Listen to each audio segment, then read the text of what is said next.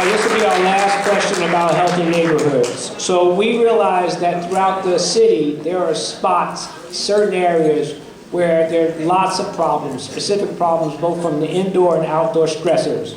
How would you act to prioritize and improve the conditions in these vulnerable, high-impact areas of the city? Yeah, so there are problems, we talked about that there are problems affecting inside the house and outside of the house, code enforcement, asthma, pollution. But these problems exist in certain specific areas of the city in higher degree.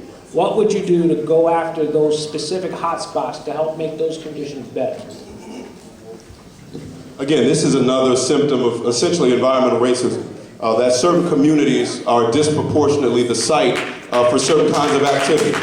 And it's very important that we're clear, that we understand a lot of stuff isn't accidental. It's not accidental that the city of Newark is so close to so many pollutants. It's not accidental that the Passaic River is one of the most contaminated waterways in the world, in fact, not even simply in the United States of America. It's not coincidental that Freeling-Hines Avenue has plant after plant, Superfund after Superfund site, and if it's a Superfund site, that basically means it's a cancer-causing haven that can cause people to die. So we're going to target our resources on those areas in our city that are most affected by these problems. We're going to work, again, aggressively. We're going to have to fight the State Environmental Protection Agency and the Federal Environmental Protection Agency because we don't have the resources, unfortunately, in the city of Newark by ourselves to address these challenges. Many of these require hundreds and hundreds of millions, even billions of dollars to remediate. We've had polluters and we've had developers who made money on the backs and on the health of Norkers and then who ran away and left us in cities that are less healthy than they should be. And so we're going to find these polluters wherever they are. We're going to work with the State Attorney General's office to hold them accountable.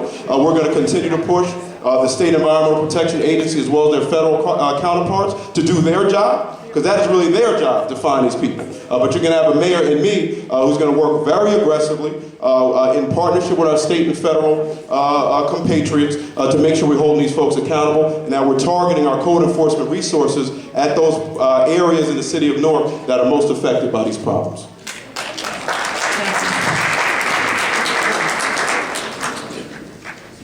First, you know, the city is a little multicultural now, so I don't know the people that are being affected the most by this environmental issue that we're talking about are probably Portuguese and Brazilian and African Americans that live in the South Ward. So they're a multifaceted kind of group of people that live in the area of the South and the East Ward that are being affected the most by not only Superfund shop sites, but incinerators, by the Port Authority, by the seaport, by the airport. They're affected the most. So I wouldn't say it's just African Americans that are being affected by that. There's a huge Portuguese community that's also being affected by that as well. As a matter of fact, when I was doing a lot of my activism down there with Manny Lavin and Ironbound Community Corporation then and Save Riverbank Park organization, most of the people that began to organize around these issues were the Portuguese and the Spanish community that we align with in the African American community to kind of mitigate some of these things in our neighborhoods. So of course we're going to concentrate on those areas where most of this stuff exists. And we've been living in that community